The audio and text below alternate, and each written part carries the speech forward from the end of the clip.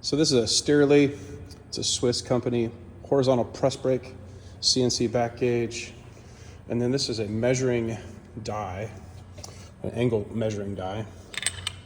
So I'm just gonna drop a piece of material in there. So here we go.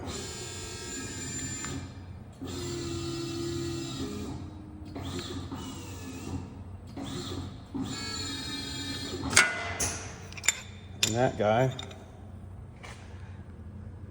is a very, very nice 90 degrees.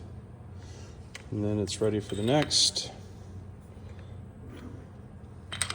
Obviously, we're not going to be just doing these little test pieces, but